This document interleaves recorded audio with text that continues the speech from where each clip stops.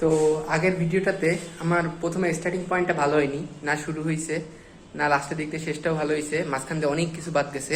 তো এই ভিডিওতে আমি প্রস্তুতিমূলক বই মোট 12 পেজ লিখছি।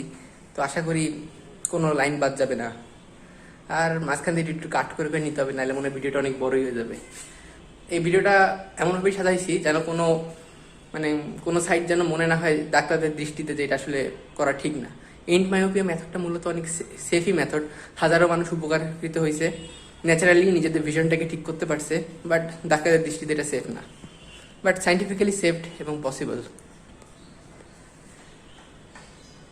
তো প্রথমত আমি বলবো এই যে স্যালেন চ্যাট বা আই চ্যাট বলে, যেটারে সবাই আপনার কম বেশি পরিচিত আছেন। ডাক্তারদের কাছে এরকম একটা চ্যাট থাকে, জানি না ভয়েসটা কেমন শোনা যাচ্ছে, আশেপাশে অনেক বাতাসের শব্দ আসতে পারে। এই চ্যাটটা কেন প্রিন্ট করতে হবে সেটা একটু পরে বলতেছি। তো প্রথমে ইন্ট্রো দিয়ে আমি শুরু করি। প্রথমে আমার বেশ কিছু বন্ধু প্রশ্ন করতেছিল, আমি প্রথমে ডে দিছিলাম যে আমার চোখে 2 র্যাপটার করে প্রথমে কমে গেছে, যেটা আসলেই বাসায় মেজারমেন্ট করছিলাম, 100% মোটেও অ্যাকুরেট হয় না। ডাক্তাররা যেভাবে মেজারমেন্ট করে ওতেও অ্যাকুরেট হয় না। কিছু ডাক্তার যারা অভিজ্ঞ তারা যা পাওয়ার থাকে তার থেকে সামান্য কিছু কমায় দেওয়ার চেষ্টা করে, আর অনেক কাছে একদম ফুল কারেকশন দেয়, যেটুকু দরকার সেটুকুই কারেকশন দেয়। আর যদি কখনো নতুন চশমা যদি আনইজি বোধ হয় বা মাথা ঘুরতেছে এরকম মনে হয়, এটা অবশ্যই আপনাকে অতিরিক্ত পাওয়ার দিছে, বা যদি নতুন গ্লাস সবসময় কমফোর্টেবল হওয়া উচিত। প্রথমে 1-2 ঘন্টা লাগতে পারে একটু আনকমফোর্টেবল, নতুন একটা গ্লাস আপনার চোখ অ্যাডজাস্ট করতেছে, নতুন ফোকাল প্ল্যান, একটু আনইজি লাগবেই, সেটা নর্মাল, প্রথমে 1-2 ঘন্টা লাগবে। কিন্তু যদি অতিরিক্ত হয়, একদিন একটা মাথা ঘুরতেছে, তার মানে অবশ্যই আপনার ডাক্তার অতিরিক্ত পাওয়ার দিচ্ছে। আর ডাক্তার কাছে গেলেন, ডাক্তার যদি বলে ও নতুন গ্লাসটা এরকম মনে হচ্ছে, 1-2 দিন পর ঠিক হয়ে যাবে, তার মানে আপনার ভালো চায় না। ডাক্তার চায় আপনি ওই অতিরিক্ত পাওয়ারে অ্যাডজাস্ট হয়ে যান, আপনার যা পাওয়ার আছে তার থেকে আরও বেশি বেড়ে যান। তার কথা এরকমটাই মিনিং আসে, আর বেশি কিছু। তো আমার মায়োপিয়া -7, একটা 7 আর একটা হচ্ছে একটা।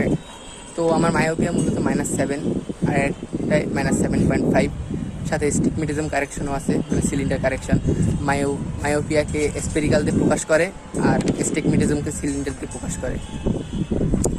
আর সিলিন্ডার কারেকশন এক চোখে -3 আর একটা হচ্ছে -2.5। ভিডিওর প্রথমে আমি বলতে চাই হাই মায়োপিয়ার আরও কী মানে অন্য কোনো রোগ হওয়ার সম্ভাবনা আছে।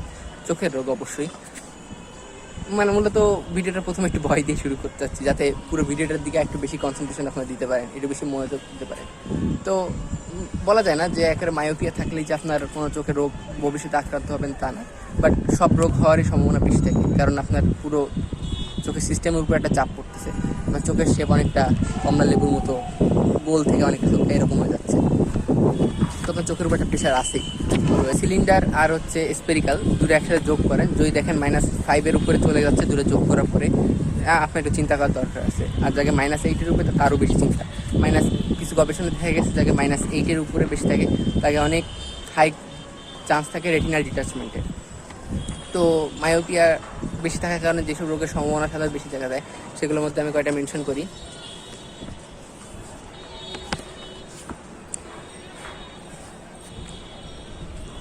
তো কিছু ভয়ানক রোগ হচ্ছে রেটিনাল ডিটাচমেন্ট, তারপর হচ্ছে macular degeneration, I floater, glaucoma হওয়ার সম্ভাবনা আছে, ছানি হওয়ার সম্ভাবনা আছে, মেনলি রিস্ক বেশি থাকে। মেডিকেল ভাষায় এই মায়োপিয়াকে বলে অ্যাবনর্মাল গ্রোথ অফ সিলারি মাসেল, মানে এই মাসেলটা অতিরিক্ত গ্রোথ হচ্ছে, যেটা অ্যাবনর্মাল। 1-2টা রোগ নিয়ে ব্যাখ্যা করতে থাকি, আপনার যদি ভালো না লাগে ভিডিও কিছু মিনিট স্কিপ করে যান, বাট আপনি যদি মায়োপিয়া রোগ হয়ে থাকেন অবশ্যই আপনার সম্ভাবনা আছে, তো দেখা উচিত। তো প্রথমে আমি যেটা নিয়ে ব্যাখ্যা করব, বৃষ্টি পড়তেছে হালকা, যাই হোক, প্রথমে যে রোগটা নিয়ে ব্যাখ্যা করবো সেটা হচ্ছে ম্যাকুলার ডিজেনারেশন। বিভিন্ন ধরনের ম্যাকুলার ডিজেনারেশন আছে, বেশি জটিল করবো না, কারণ এটা আমার মেন কনসেপ্ট নেই ভিডিওতে। চোখের পিছনে রেটিনার পিছনে যে সেলগুলো থাকে, ওই সেলগুলো প্রথমে নষ্ট হতে শুরু করে, ঠিক চোখের মাঝখান থেকে একটা ফুটো দেখতে পায়, কালো গর্ত হয়ে যায়, আস্তে আস্তে পুরো গর্তটা বড় হয়ে আর কি কানা হয়ে যায়, আর কি ভিশন নষ্ট হয়ে যায় পুরোপুরি।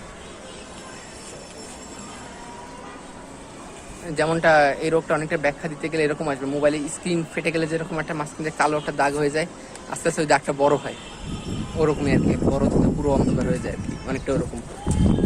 ভিডিও নিমিশন দিয়ে দেখানোর চেষ্টা করব। তারপর বলবো স্যার রেটিনাল ডিটাচমেন্ট, যাকে -8-এ বেশি, তাই গবেষণা দেখা গেছে তাকে 20 গুণ বেশি সম্ভাবনা থাকে রেটিনাল ডিটাচমেন্টের।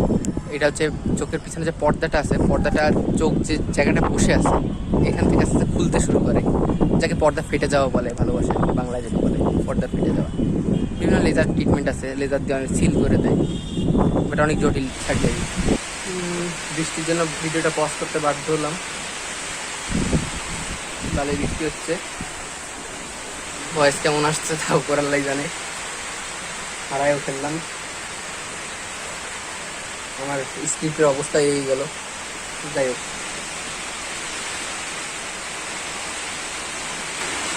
তো রেটিনাল ডিটাচমেন্ট নিয়ে কথা বলতেছিলাম যে পর্দা এক ভিতর থেকে ফেটে যায় এরকম মনে হয়, ঠিক একদম ইসের মতনই, ম্যাকুলার ডিজেনারেশনের মতনই, উপর থেকে কালো একটা নিচের দিক চলে আসে মনে হয়, উপর দিক থেকে খেতে খেতে নিচের দিকে আসে এরকম, বা নিচের থেকে উপর দিকে আসে খেতে গেল।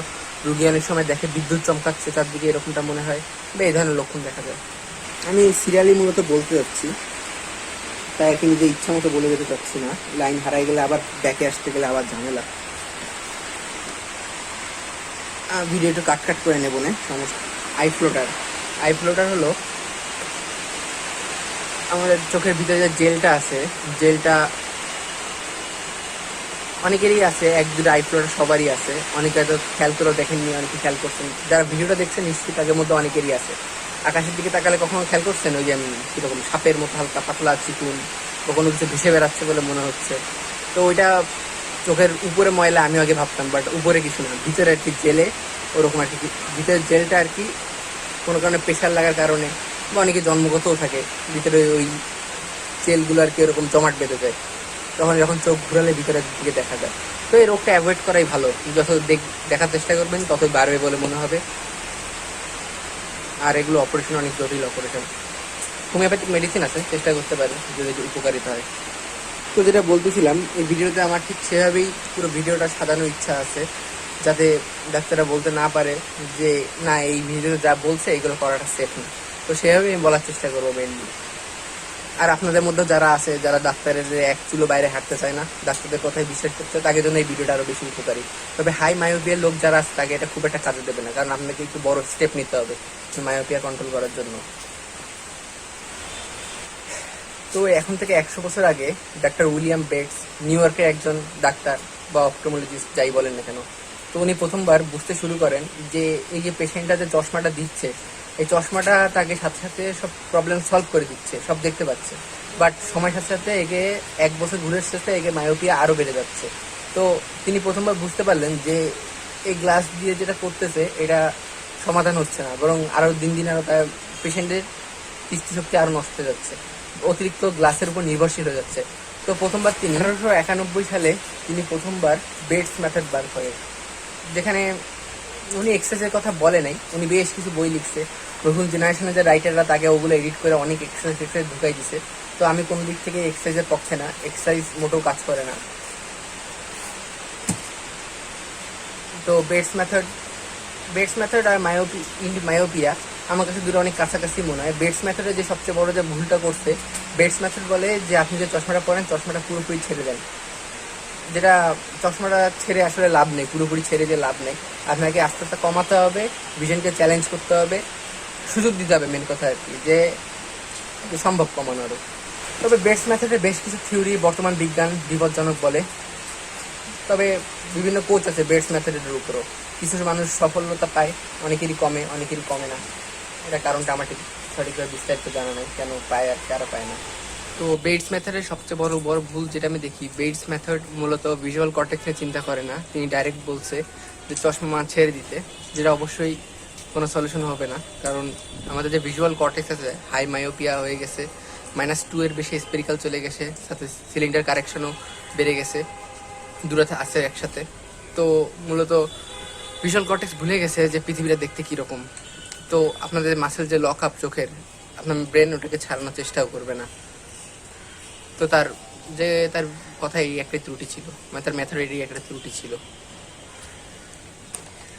তো আমি ভিজুয়াল কর্টেক্স নিয়ে কথা বলছি। ভিজুয়াল কর্টেক্স হচ্ছে আমাদের ব্রেনের পিছনে নিচের দিকে একেবারে এখানে থাকে, যেটা চোখের অলমোস্ট সব ধরনের মাসেলগুলোকে কন্ট্রোল করে। এবং ব্রেন পর্যন্ত পৌঁছাইতে সাহায্য করে, ইমেজটাকে প্রসেসিং করে। তো আপনার দূরে যখন আপনি ঝাপসা দেখেন, দেখতে যখন অসুবিধা হয়, আপনি ডাক্তারের কাছে যান, ডাক্তার আপনাকে চশমা দেয়। হতে পারে -2 এর বেশি হইতে পারে, কম হইতে পারে, সিলিন্ডার কারেকশন আসতেও পারে, নাও আসতে পারে। তো আপনার ডাক্তার আপনাকে যে বুদ্ধিটা দেয় সেটা হচ্ছে আপনার ভিজুয়াল কর্টেক্সকে এটা বুঝাইতে যে সবই ঠিক আছে। মেনলি একটা কথা হচ্ছে আপনার চোখের সমস্যা, অথচ ভিজুয়াল কর্টেক্সকে বুঝাচ্ছেন চোখে সবই ঠিক আছে, চোখে কোনো সমস্যা না। অর্থাৎ এই চশমাটা পরার বুদ্ধি দেয়। এই চশমাটা যখন পরেন তখন আপনার চোখ আপনার ভিজুয়াল কর্টেক্সকে এমনভাবে বুঝায়, আর তারপর ভিজুয়াল কর্টেক্স আপনার চোখকে বলে সবই ঠিক আছে, চিন্তা করার কিচ্ছু নাই, সবই নর্মাল হয়ে গেছে। তো তারপর এমনিতে ঠিক আছে, চশমা পরে দূরের জিনিস দেখেন কোনো সমস্যা নেই, যখনই কাছের জিনিস দেখেন তখন আবার সেই মায়োপিয়া প্রসেসটা আবার রিপিট হয়, এভাবে করে বাড়তেই থাকে। প্রশ্ন আসতে পারে আমার মায়োপিয়া কি জেনেটিক? উত্তর হবে হ্যাঁ ও না, দুটোটাই। কারণ আপনার মায়োপিয়া হওয়া এবং বাড়ানোর জন্য আপনি দায়ী, কিন্তু আপনার যদি জেনেটিকগতভাবে মায়োপিয়া থাকে, আপনার মায়োপিয়া আরো উৎসাহ দেবে, হ্যাঁ আরো বাড়াও, একটু আরো দ্রুত বাড়বে আর কি। কিছু পরীক্ষায় দেখা যায় যাকে জেনেটিকগতভাবে থাকে তাকে বাড়তে -7, 8, 9 উঠে যায়, আর যাকে থাকে না, একের কোনো জেনেটিকগত নেই, খুব কাছের কাজ করতে -2, 3 পর্যন্ত পৌঁছায়। তো আপনার যত যত পুরনো মায়োপিয়া বা যত দীর্ঘদিনের মায়োপিয়া বা যত বেশি মায়োপিয়া, তত বেশি আপনি আপনার ব্রেনকে মিথ্যা বুঝাইছেন, তত বেশি আপনার টাইম লাগবে মায়োপিয়া ফেরত আসতে একেবারে নর্মাল পর্যন্ত। অত বেশি সময় লাগবে না, যখন মায়োপিয়া বাড়ছে যত সময় লাগে তার থেকে অবশ্যই কমই লাগবে, অনেক কম লাগবে, বাট তাও একটু সময় লাগবে। তবে আপনার মায়োপিয়া যদি অন্য কোনো কারণে হয়ে থাকে, যেমন ধরেন চোখে আঘাত লাগার কারণে, কোনো সার্জিক্যাল ত্রুটির কারণে, তাহলে ইনমায়োপিয়া মেথড কতটা সেফ আমি শিওর না। তবে ইনমায়োপিয়া ওয়েবসাইটে সবই আছে, আপনি একটু ঘাটাঘাটি করে দেখে নিন। তো প্রশ্ন আসতে পারে ইনমায়োপিয়া মেথড কি সেফ নাকি সেফ না? আপনি যদি মেডিকেলের ভাষায় দেখেন, মেডিকেল সায়েন্স অবশ্যই বলবে যে আপনার না, এই মেথডগুলো সেফ না, আপনি ডাক্তার বলবে সেফ না, বাট সায়েন্সের ভাষায় মেথডগুলো অবশ্যই সেফ, সায়েন্টিফিকলি প্রুভড, এগুলো কাজ করতে অবশ্যই সেফ মেথড, 99% মানুষের উপর কাজ করে। তবে আপনার যদি মায়োপিয়া যদি আপনার চোখে আঘাত লাগার কারণে বা অন্য কোনো রোগের কারণে হয়ে থাকে, আমি জানি না কতটা সেফ হবে, এটার জন্য আপনি মায়োপিয়া ওয়েবসাইটে যাই দেখে নিন কতটা সেফ হবে সেটা। আপনি যদি পেইড স্টুডেন্ট না হয়ে থাকেন মায়োপিয়ার, আপনার 10-15 দিন আপনি ওদের ওয়েবসাইটে যত ব্লগ আছে সব কিছু পড়ে নেন, ওকে অনেক ভিডিও দেখেন, অনেক জ্ঞান অর্জন করে নেন, কী কী সামনে মানে সমস্যা দেখা দিতে পারে, কী কী আসতে পারে, মানে সমস্যা না, কী কী স্টেপ সামনে আসবে, যাতে আপনি কোনো স্টেপ দেখে যেন ভয় না পেয়ে যান, সেভাবে প্রস্তুতি নিয়ে তারপর শুরু করতে পারেন। আর যদি পেইড স্টুডেন্ট হয়ে থাকেন তাহলে কি আপনার সব সাজেশন দিয়ে দেবে।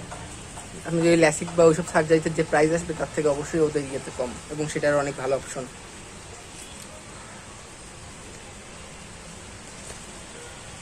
তো সবার আগে ঘরে একটা আই চার্ট লাগান, যে আই চার্টটা ধরেন 10 ফিট দূরে থাকবে, আর ওখানে যে লাইনটা আছে 20-20 বলতে একেবারে যেটা পারফেক্ট ভিশন আর কি, যেটা একটা স্বাভাবিক মানুষের দেখা উচিত যত দূর পর্যন্ত স্পষ্ট।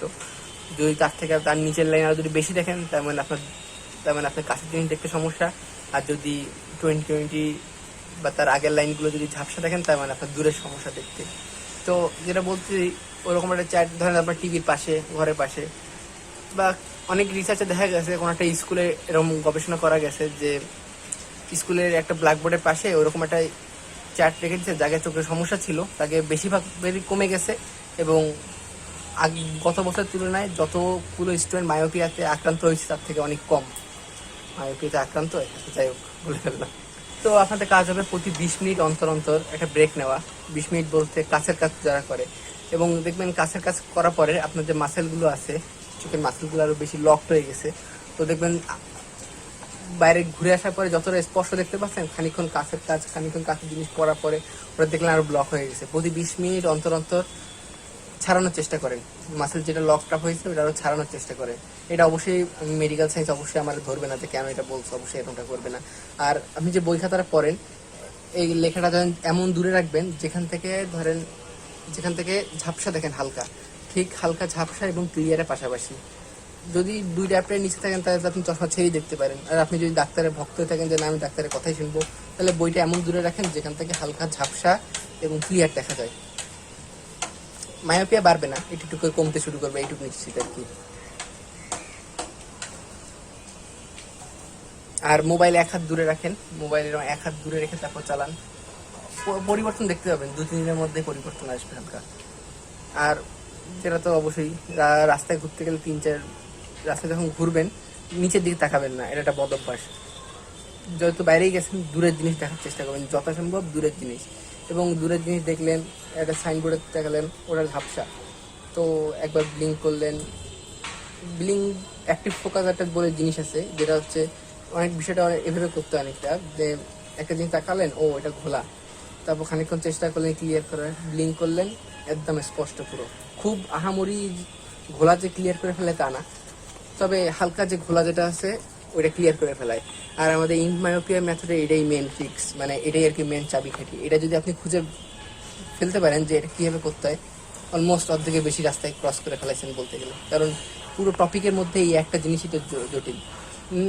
অ্যাক্টিভ ফোকাসটা কি আপনি ইউটিউবে সার্চ দেন, তবে কেউই আপনাকে ভালো একটা উত্তর দিতে পারবে না। কারণ আপনাকে যদি আমি জিজ্ঞাসা করি আমের স্বাদ ব্যাখ্যা করেন বা আনারসের স্বাদ ব্যাখ্যা করেন, তো বিষয়টা যেরকম ঠিক অনেকটা এরকম।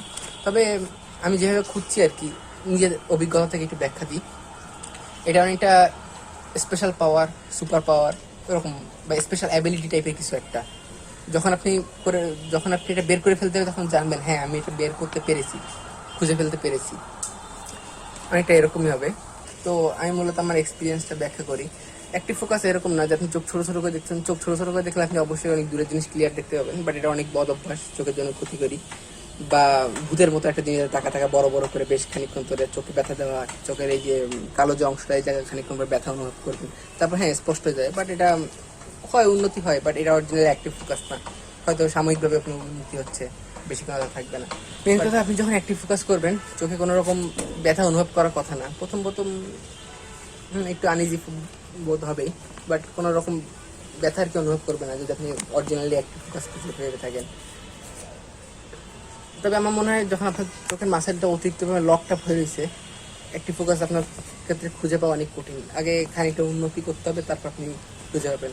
কেউ 1 সপ্তাহে খুঁজে পায়, কেউ 1 মাসে খুঁজে পায়, বা একটু সময় লাগে, খুঁজে ফেলতেই পারেন, একটু সময় লাগবে। আমি যেভাবে আর কি অনেকে ব্যাখ্যা করতে চাচ্ছি, এটা আমি নিজে থেকেই বলতেছি, কোথাও পড়িনি এরকম। আমি যদি মায়োপিয়ার লোক হয়ে থাকেন, রাতের বেলা আপনি দেখবেন ফোনে যে চার্জার যে লাইট আছে, ছোট্ট একটা লাইট, ডট লাইট আর কি, চশমা ছাড়া অন্ধকারের মধ্যে এরকম একটা ডট লাইটের দিকে তাকাবেন, একবার চোখ ব্লিঙ্ক করবেন একবার, তো দেখবেন প্রথমবার লাইটটা ঠিক যেরকমটা থাকার কথা অনেক ছোট, আস্তে আস্তে এটা বড় হয়ে যাচ্ছে। এটা কারণ হচ্ছে প্রথমবার যখন আপনি ব্লিঙ্ক করলেন, আপনার চোখ সর্বোচ্চ চেষ্টা করবে যে ঠিক এই যে খোলা যে জিনিসটা আছে এটা পরিষ্কার করে ফেলার। যখন পারবে না, সেই ক্ষমতা যখন থাকবে না, তখন আস্তে আস্তে আস্তে লাইটটা বড় হয়ে আসবে। তো আপনাকে যেটা চেষ্টা করতে হবে, চোখে কোনো ধরনের প্রেশার না দিয়ে আস্তে আস্তে ওই লাইটটা ঠিক যেরকম প্রথমবার ব্লিঙ্ক করার সময় যেরকমটা ক্লিয়ার হয়েছিল খানিকটা, ওরকমটা আবার চেষ্টা করার। খুব বেশি প্রেশার দিয়ে দেখবেন পারবে না, আস্তে আস্তে একটু উন্নতি করে মাসেলগুলো রিল্যাক্স করে আস্তে আস্তে আস্তে ঠিক করতে পারবেন। তো ওইটাই অনেকটা অ্যাক্টিভ ফোকাস ওরকমই, ওভাবেই খুঁজে খুঁজে আশা করি এই ইনফরমেশনটা অনেকটা উপকারে আসবে। যে কথাটা বললাম ওটা আমি বারবার একেবারে করতে বলিনি, ওখান থেকে একবারই বা দুবার চেষ্টা করে শুধু অভিজ্ঞতাটা নিয়ে নেন এবং অ্যাক্টিভ ফোকাস আর কি যে যা করতে ঠিক সে জায়গা করেন আর কি। তো মূলত এবার আমি কিছু টিপস শেয়ার করব। প্রথমত আমি 1 নম্বর পয়েন্ট আমি বলবো, কাছের সময় আপনার যদি লো পাওয়ার প্রেসক্রিপশনের গ্লাস থাকে, অবশ্যই গ্লাস কমানোর নিয়ম আছে, সেটা আমি এই ভিডিওতে বলবো না, পরে আর একটা ভিডিও বানাই সেই ভিডিওতে বলবো যে কীভাবে আর কি গ্লাসের পাওয়ার কমাই নিতে হয়, সেটা নিয়ে পরে একটা ভিডিও বানাবো। বই খাতা সব দূরে রাখা, যেখান থেকে হালকা মোবাইল রাখা, সব কিছু দূরে রাখবেন। একার আমি পয়েন্ট আকারে বলতেছি এবার। ফুল প্রেসক্রিপশনের গ্লাস দিয়ে কখনোই কাছের জিনিস না দেখা। প্রতিদিন চোখ মেজার করবেন আই চার্টে, 10 আই চার্টের উপর ডিপেন্ড করে কত দূরে রাখতে বলে। 10 ফিট দূরে দাঁড়ায় 20/20 লাইনটা ক্লিয়ার দেখতে পারেন নাকি প্রতিদিন মেজার করবেন, আজকে আমার এতটুকু উন্নতি হয়েছে, পরের দিন। হ্যাঁ, সারাদিনে চোখের পাওয়ার আপ ডাউন করে, দেখবেন হাফ ট্যাপটার 0.25 মতো আপ ডাউন করে। সকালে দেখবেন আপনি যা দেখতে পাচ্ছেন রাতের বেলা অবশ্যই তা দেখতে পাবেন না, কাছের জিনিস করার পর অতটাও ভালো দেখতে পাবেন না, যেটা খুব স্বাভাবিক ব্যাপার, সবার ক্ষেত্রেই হবে। অবশ্যই এর বাইরে 3-4 ঘন্টা ঘুরবেন, দূরের দিকে তাকাবেন, সাইডবোর্ড তাকাবেন, ব্লিঙ্ক করবেন, অ্যাক্টিভ ফোকাস খোঁজার চেষ্টা করবেন। ভালো লাইট ব্যবহার করবেন, অতিরিক্ত দামি চশমা ব্যবহার করবেন না, মানে দামি গ্লাস ব্যবহার করবেন না, দামি গ্লাস ভালো না। ফ্রেম যেন বড় হয়, আমারটা মনে হয় অতটাও বড় না, বাট যত বড় ফ্রেম হবে ততই ভালো, বা এরকম হলেও হচ্ছে আর কি। এয়ার কোটিং গ্লাস, আমার গ্লাসটা এয়ার কোটিং, যাই না দোকানদারের কাছ থেকে বলে নিচ্ছি, আদেও আমার কি দিছে কি জানি। এয়ার কোটিং গ্লাস সবাই ব্যবহার করার পরামর্শ দেয়।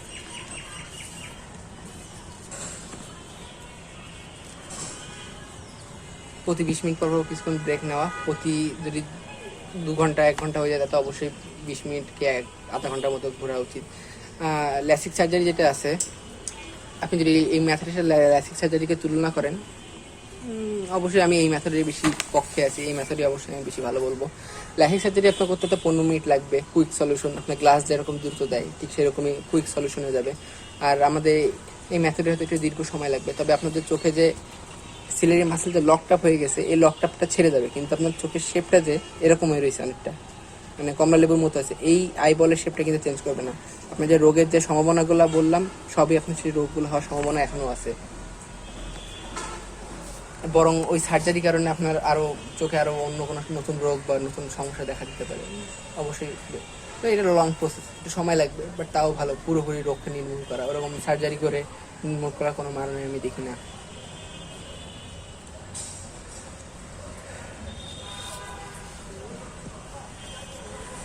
কোনো টপিক যদি বাদ দিয়ে থাকে তাহলে আমি ডিসক্রিপশনে লিখে দেবো, আর হচ্ছে কমেন্ট বক্সে আমি কিছু লিখে দেবো। আর আমার পরবর্তী ভিডিও আসার পর্যন্ত সময় নষ্ট করার আমি কোনো কারণ দেখি না। আমার যে ইউটিউব চ্যানেল আছে, ইউটিউব চ্যানেল চাপ দিন, ওখানে প্লে লিস্টে যান, প্লে লিস্টে দেখবেন ওখানে ইন মায়োপিয়া নামে আমি একটা প্লে লিস্ট তৈরি করছি। ওই জায়গায় যতগুলো ভিডিও আছে সবগুলো দেখেন, সবগুলো আমার ফেভারিট। যা যা ভিডিও আমি ওখানে মেনশন করছি অবশ্যই সেগুলো যথেষ্ট না, আরও অনেক ভিডিও দেখা দরকার। এবং ওই চ্যানেলের ভিতরে যে ভিডিওগুলো আছে ওগুলো দেখেন, তারও ভালো। আগে আমি যেগুলো সাজেস্ট করছি ওই ভিডিওগুলো দেখে নেন। আর আমার চ্যানেলে যে লাল সুইচটা আছে ওটা চাপ দিতে ভুলবেন না।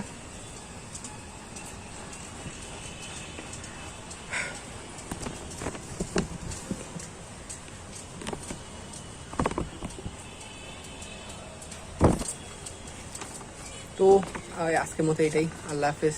পরবর্তী ভিডিওতে আশা করি থাকবেন সাথে। একটা গুরুত্বপূর্ণ বিষয় বাদ রয়ে গেছে বলা, গত ভিডিওতে আমি ওই যে আঙ্গুল দিয়ে দেখাইছিলাম যে মুভমেন্টগুলো নোটিস করা, আপনি ওগুলো এমনি করতে পারেন, বাট আঙ্গুল দিয়ে ওভাবে মানে ওভাবে ইয়ে করলে একটু প্রবলেম আছে।